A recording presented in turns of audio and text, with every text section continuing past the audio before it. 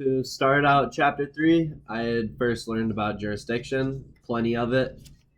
The three different types of jurisdiction: original, personam, and what I like to call appayet. Once these three jurisdictions were later explained in the book, put into context, I got a further understanding between a plaintiff and a defendant.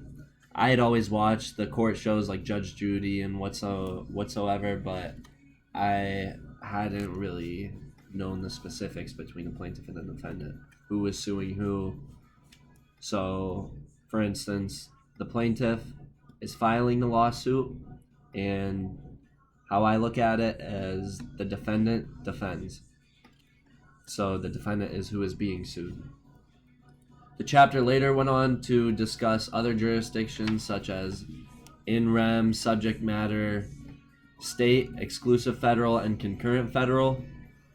The federal and state court systems both have trial courts, intermediate appeal courts, and last resort courts, but do not share these courts. So what I mean by that is the federal court system and the state court system are two different court systems, but all three of them both have these three, which are the intermediate appeal court system, the last resort court system, and then the federal court system and the state court system. Within each system, a lot of systems. Wow.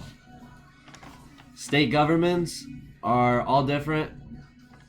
The reason that is because each state has the power to devise their own court system. So a lot of their decisions can play out by who is in office per state. Fast forwarding to attorneys, where the chapter later went on to attorneys do the most for the plaintiff and the defendant. Attorneys also stand as the legal reps of the two parties before the court. And an appayet court may allow for a judge panel in appearance to a trial court where one judge has power to accept or reject evidence as admissible. The rest of chapter 3 discussed court language, slang terms, ethics within the courtroom, all from a jury narrative.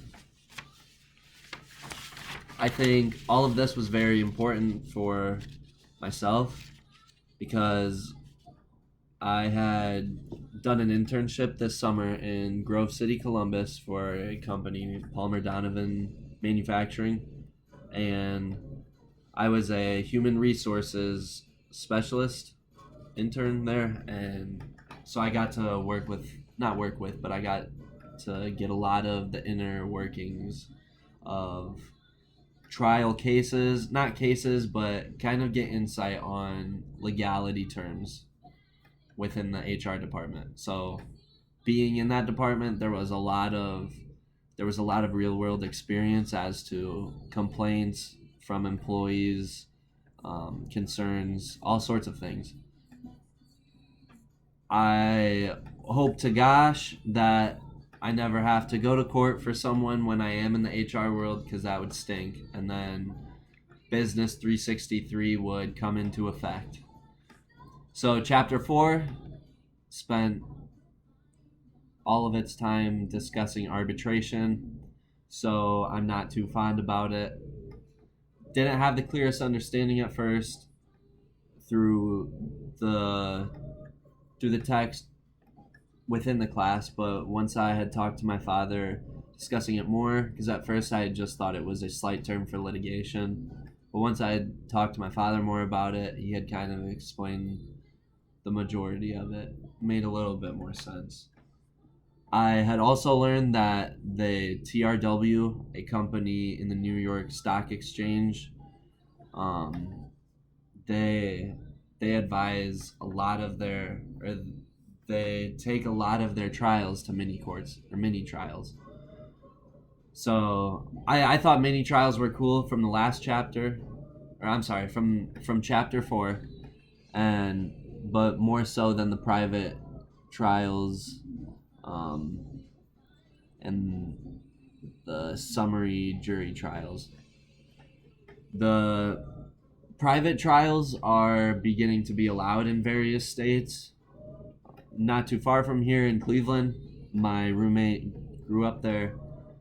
That is where summary jury trials first began. Fun fact, learned that in the text.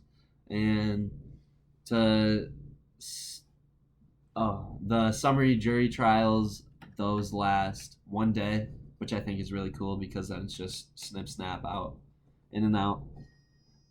If a jury goes to trial, no evidence will then be allowed into the trial after that. So that is what I had learned, chapter 3 and 4. Thank you for your time.